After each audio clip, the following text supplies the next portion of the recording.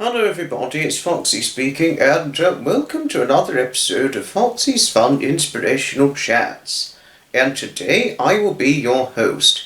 And in this episode, this is now part 12 now of learning steam railway history with Foxy. That is, something's a little itchy, yeah. Got the itch sorted out. This is part 12. In the previous part we were on the Midland Railway Centre, but the next one after that, after those proceedings, is the Nene Valley Railway, which is in Cambridgeshire. Nene Valley Railway, Cambridgeshire. Wansford, 8 miles, 13 kilometres west of Peterborough.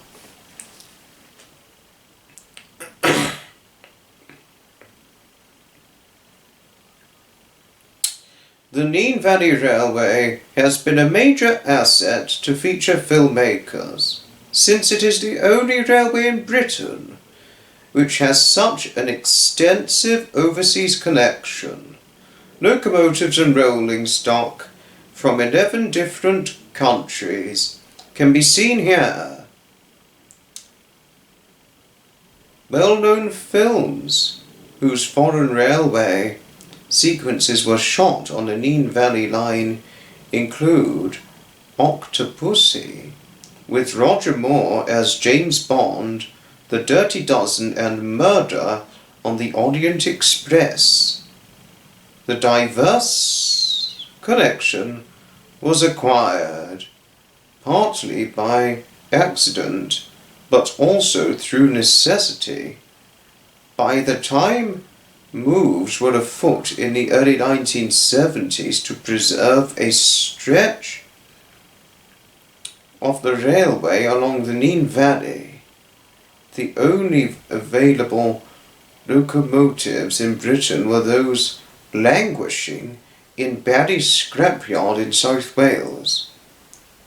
Having been exposed to salt air for years, they were a costly proposition to restore.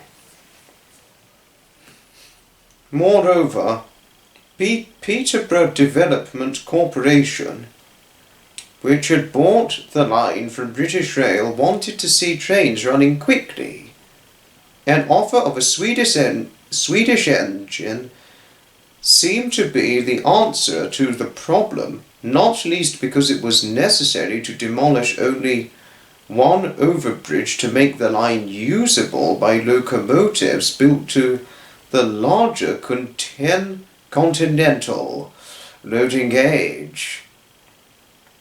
The Nene Valley soon attracted other foreign engines, and visitors can see examples from France, Germany, Australia, Poland, Sweden, and Denmark.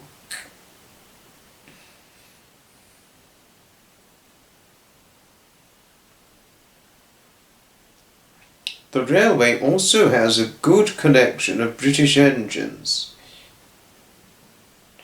If the propensity to stick all the plumbing outside the boiler is not to your taste,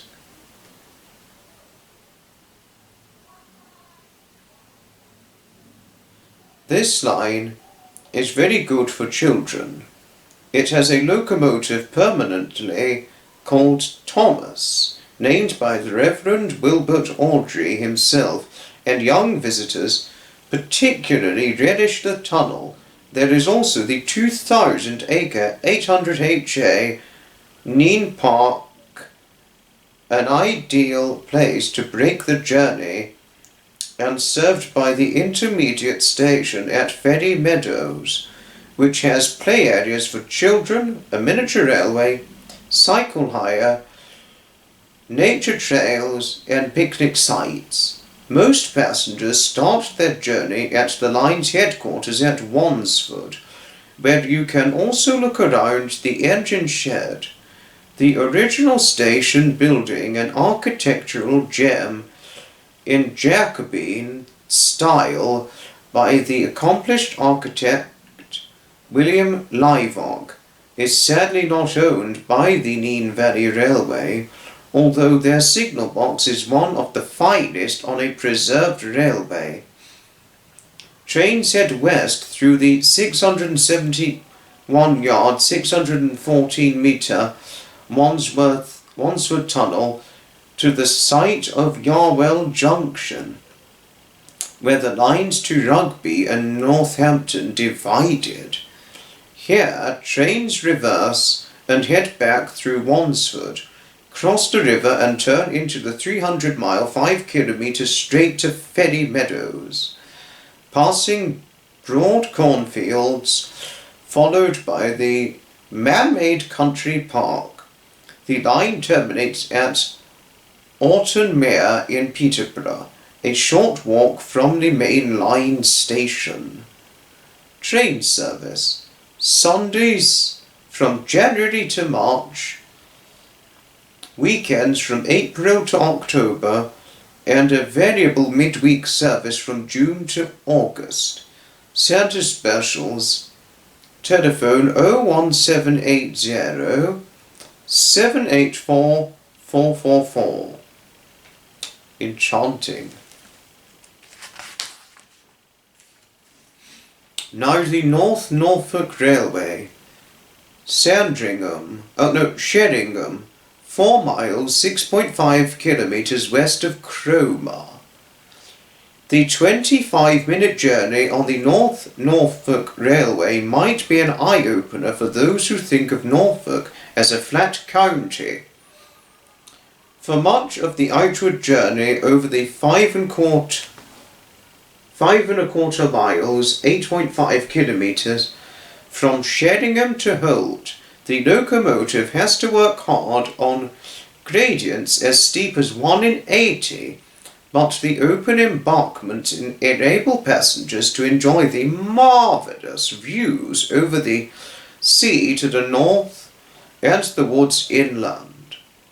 Once part of the Midland and Great Northern Railway, the section that forms today's North Norfolk Railway was built to cater as much for holiday traffic as to serve local communities, but the seasonal nature of the line's income led to its downfall.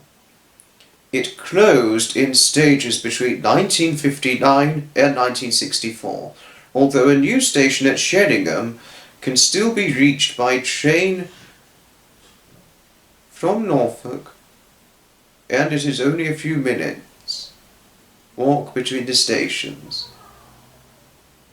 Reopened to passengers in 1975, the original Sheringham station represents the number of passengers it handled when named trains like the Broadsman and Norfolkman called here.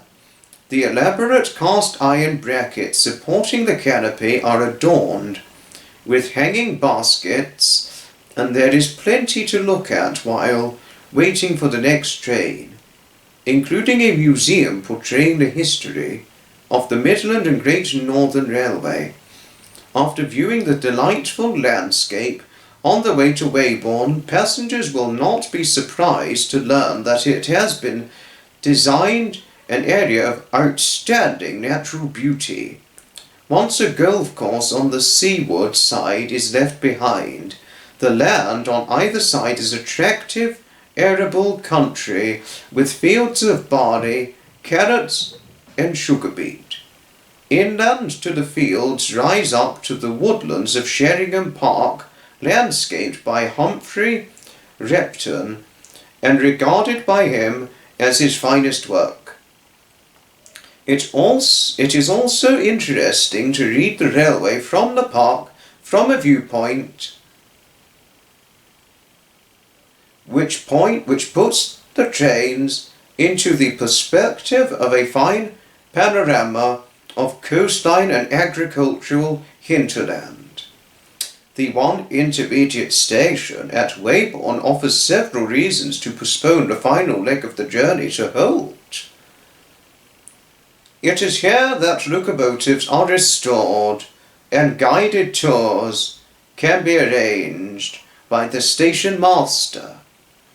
A board on the station suggests walks through nearby Kenning Woods, and in the opposite direction, a mile from the station, is a village of Weybourne, as well as the ruins of an Augustinian priory and windmill.